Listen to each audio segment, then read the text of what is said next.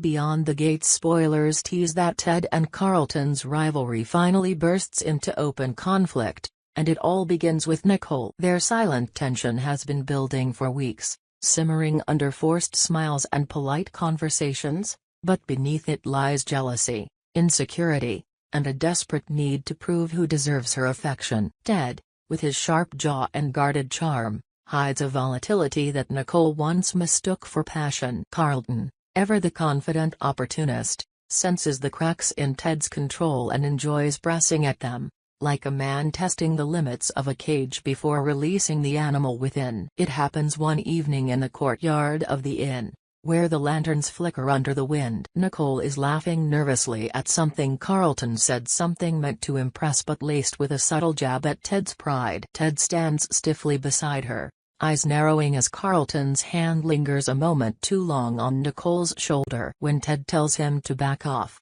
Carlton only smirks. His words, sharp and deliberate, slice through the calm. "You had your chance, Ted," he says. "Maybe you were too busy losing control to notice what she really needs." The next moment is chaos. Ted's fist connects with Carlton's face before anyone can intervene. The sound echoes, followed by Nicole's horrified gasp. Carlton retaliates, and what begins as a scuffle turns into a brutal fight, raw, ugly, filled with all the resentment neither man had dared to voice. Chairs fall, glass shatters, and Nicole shouts for them to stop, her voice breaking as she realizes how far things have gone. When they finally separate, both bleeding and panting, Nicole stands between them with trembling hands. Her voice cuts through the silence like a blade. "You've both lost your minds. If this is what loving me looks like, I want no part of it." The anger in her tone isn't just at them, it's at herself, for being pulled into a storm she didn't see coming. Anita steps in quietly,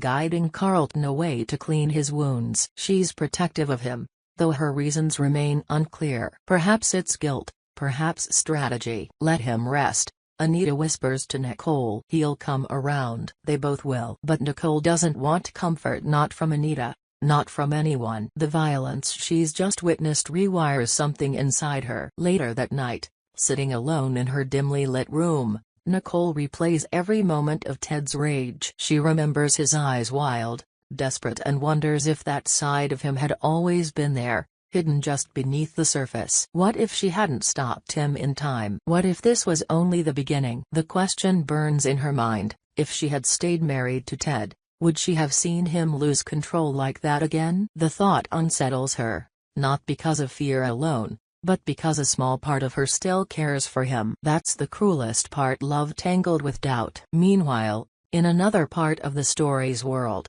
June becomes more involved in the lives of Tyrell and Jessica. Her advice comes from a place of warmth, though it sometimes borders on manipulation. "You've been alone too long," she tells Tyrell. "Jessica likes you. Don't overthink it." Her tone is motherly, but the words push him towards something he's not ready for. Tyrell, however, finds himself appreciating her presence more each day. For someone who grew up without much guidance, June feels like the mother he never had, gentle, caring, and just a little intrusive. June's influence spreads quietly. She knows how to weave herself into people's routines, how to make them rely on her. It isn't malicious, at least, not consciously. She wants to belong, especially after finding out that Tyrell and Samantha, two of the young people she's mentoring, might be the children she lost long ago. That revelation fills her with both hope and fear. She wants to make up for the years she missed,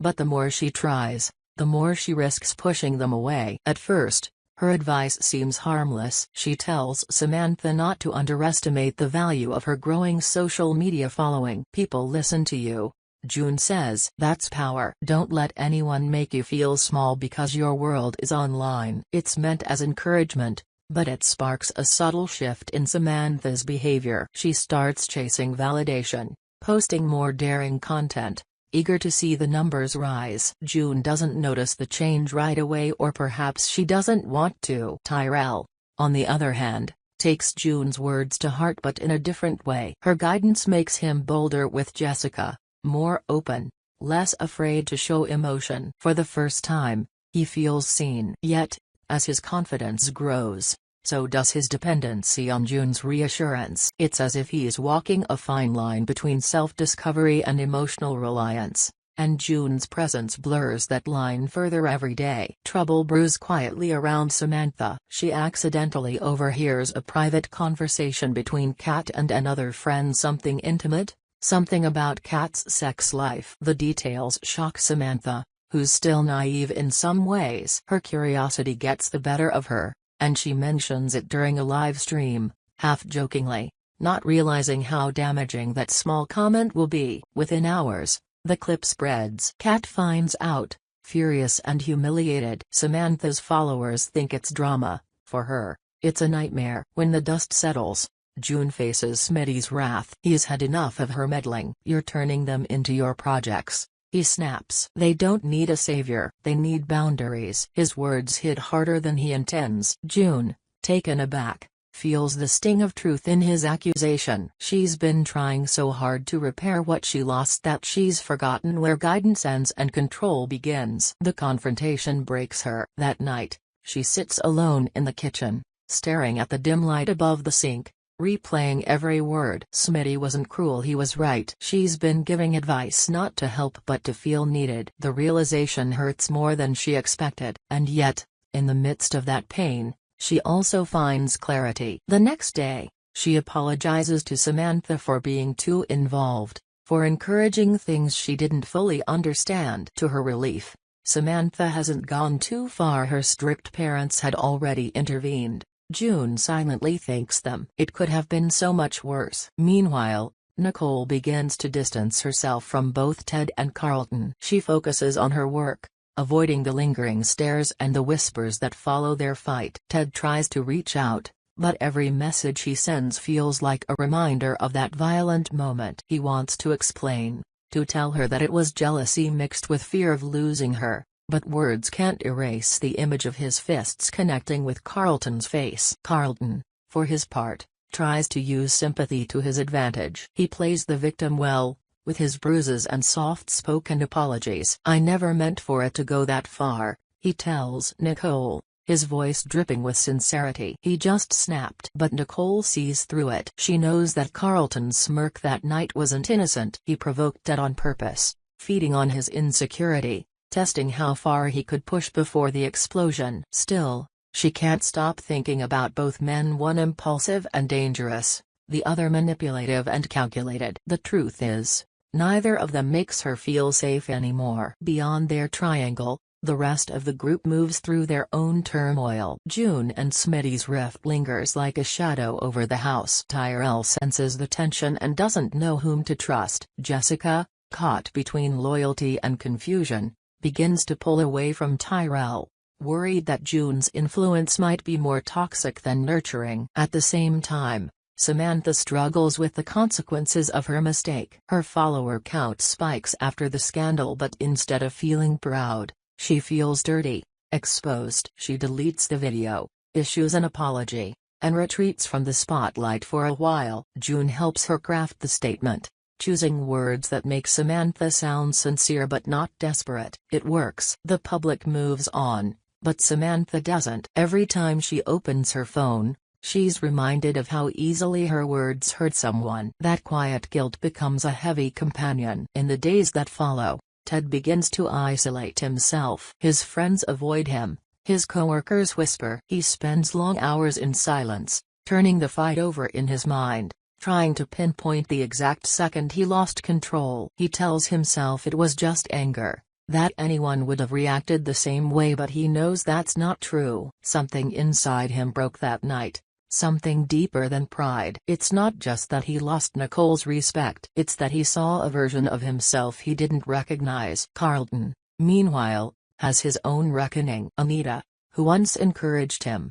begins to distance herself. She tells him softly, "You've gone too far. I told you to be patient, not cruel." Her disappointment stings more than Ted's punches ever did. He realizes that for all his confidence, he's alone in the fallout. And Nicole, ever the center of it all, starts to find her voice. She speaks less of love and more of boundaries, of wanting peace. Yet, her quiet strength draws attention again, this time from unexpected places. She's not the woman caught between two men anymore. She's the woman who walked away. And that, in its own way, becomes her new form of power. But just as the air begins to clear, subtle shifts ripple beneath the surface. The relationships that once felt stable begin to fracture under new strains. June's attempts to mend her mistakes pull her deeper into emotional debt with the younger ones. Ted's guilt festers into obsession. Carlton's charm fades into bitterness. And somewhere, far from all of them,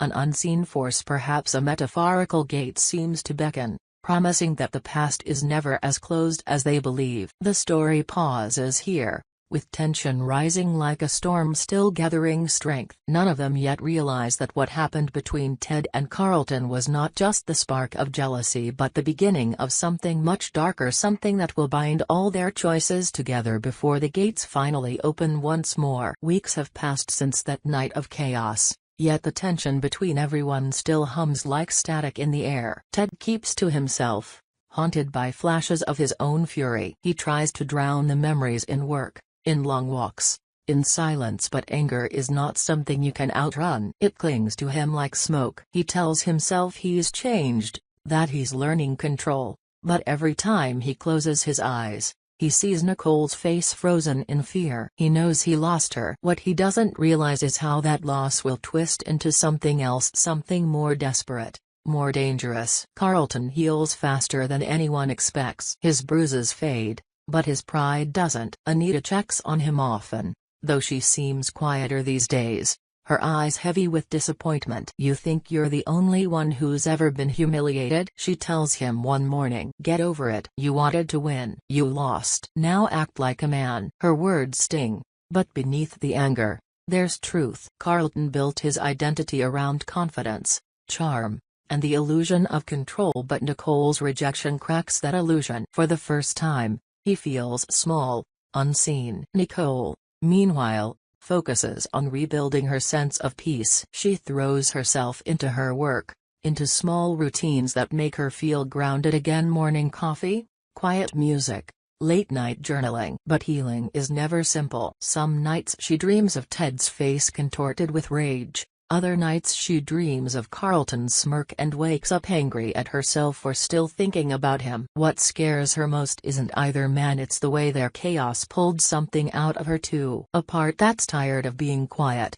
tired of being chosen rather than choosing. June continues trying to rebuild her connection with Tyrell and Samantha. Her recent mistakes have made her cautious, too cautious at times. When she speaks now, her words come slower, more measured. "I just want to see you two happy," she tells them one evening at dinner. Tyrell nods politely, but there's a wall between them. Samantha smiles faintly, but her eyes flicker toward her phone every few seconds. The warmth that once filled their interactions has cooled into politeness. Tyrell is the first to break the silence. "You know, June, I appreciate what you've done," he says carefully. "But sometimes it feels like you're trying to fix us instead of just being here." June wants to protest, to say she's not trying to fix anyone, but she stops herself. He's right. She has always tried to fill her absence from their lives with action, with advice, with plans, with too much presence. Now, that same instinct is driving them further away. Smitty notices her struggle but doesn't say much. His criticism before had been harsh, and he regrets the way his words wounded her. Still, he keeps his distance, unsure of how to make it right. June feels the space between them widen, not just emotionally but in everything: in how he looks at her, how he no longer reaches for her hand when they walk, how his voice softens when he speaks to the kids but hardens when he speaks to her. It's the quiet kind of separation, the kind that hurts more because it doesn't announce itself. Samantha, trying to redeem herself after the viral mess she caused, starts using her platform differently. She posts about honesty, about online empathy, about learning from mistakes. People respond well at first, praising her for her maturity, but the attention only deepens her anxiety. Every comment feels like judgment disguised as kindness. She starts to realize how much she depends on validation, not just from strangers but from everyone around her. June's advice about power echoes in her head, but now it feels hollow. One night, She sits in her room scrolling through old pictures of her and Kat before everything went wrong. She types a message, "I'm sorry." It sits unsent for hours before she finally hits delete. Pride, shame, fear, they all mix together until she can't tell one from the other. Kat, for her part, has moved on, at least outwardly. She pretends not to care, but the incident changed how she trusts people. She keeps her distance from Samantha, though she still watches her content sometimes, curious to see if the apology ever comes. Tyrell's situation with Jessica begins to unfold differently. They start seeing each other again, tentatively at first. He is more open now, thanks in part to June's earlier encouragement, but that openness comes with vulnerability. Jessica likes him, genuinely, yet she senses his confusion. He talks about wanting something real, but his actions suggest he is still figuring out what that means. When she tells him, "You're still holding something back," he doesn't deny it. How can he, when part of him is still processing his complicated family ties, his uncertain relationship with June, and the chaos surrounding everyone he knows? Meanwhile, Ted starts showing up in unexpected places near Nicole's workplace, outside the cafe she visits. He tells himself it's coincidence, but deep down, he knows he's watching her. He doesn't want to hurt her, he just wants to understand what went wrong. But obsession often hides behind good intentions. One afternoon, Nicole catches him waiting near her car. The conversation that follows is brittle. "Ted," she says, her voice low but steady, "you need to stop." "I just want to talk." "No, you want to rewrite what happened." "But you can't." He steps back, realizing the truth in her words. She leaves without another glance, but he stays frozen, the echo of her footsteps hammering in his mind. That's the moment he realizes she's truly gone. Carlton, seeing Ted unravel, feels a grim satisfaction until he realizes he's not doing much better. He starts drinking more, skipping meetings, isolating himself in his apartment. Anita visits one night, shaking her head at the empty bottles. "You're wasting yourself," she says. "You had potential, Carlton." "Not for her, for you." "But you let pride ruin it." Her disappointment hits him harder than anything Ted ever said. "You sound like you care," he mutters. "I do," Anita replies softly. That's why it hurts. It's the first time she's shown him vulnerability, and it unsettles him. For once, he doesn't know how to respond with charm or arrogance. He just nods, quietly ashamed. June, after weeks of silence from Smitty, finally decides to confront him. She finds him in the garage, fixing a broken shelf. "You're avoiding me," she says flatly. "I'm giving you space," he replies without looking up. "I don't need space. I need you to talk to me." He sets down the wrench, sighs, and turns to her. "June, I love you. But you keep trying to fix everything, the kids, me, the past. And when you can't, you fall apart. I can't keep watching that." His honesty cuts deep, but it's the kind of wound that heals if faced. June nods slowly, tears filling her eyes. "Maybe I don't know how to stop," she admits. "If I'm not fixing something, I feel like I'm disappearing." That moment, fragile and painful, becomes a quiet turning point. They stand together in silence, the kind that feels less like distance and more like understanding. Samantha, unaware of their conversation, finally gathers the courage to reach out to Kat. She sends a voice message instead of a text, shaky, emotional, but real. "I messed up. I was stupid. I was trying to make people laugh,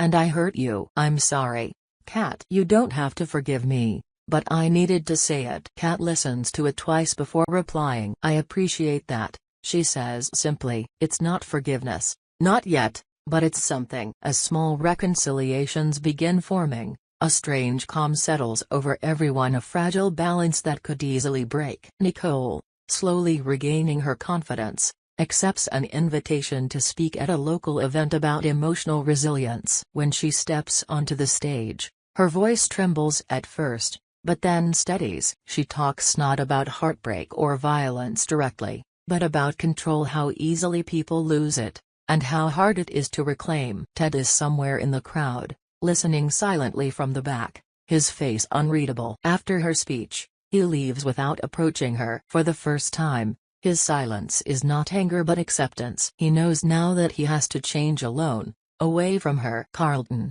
inspired by Anita's tough love, starts rebuilding his reputation at work. He keeps his head down, stays sober, and avoids drama. It's a slow climb, but for once, he is not performing for anyone. Anita watches from a distance, proud but cautious. June finds a new balance with Tyrell and Samantha by letting them make their own choices. She stops offering advice unless asked. It's hard, she bites her tongue often, but she's learning. Tyrell notices and starts visiting her more often, not for guidance but for company. Samantha invites her to a small dinner, and for the first time, the atmosphere feels natural, not forced. Even Smitty begins to soften again. One evening, as June sits outside watching the sunset, he joins her, handing her a cup of tea. "You're learning," he says with a faint smile. "So are you," she replies. "It's not perfect, but it's real, and maybe that's enough." Yet beneath this fragile calm,